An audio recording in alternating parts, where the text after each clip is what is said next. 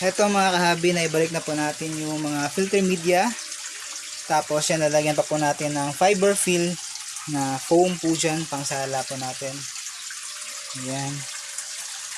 So ngayon, dagdagan po natin yung tubig para mauna po natin yung system.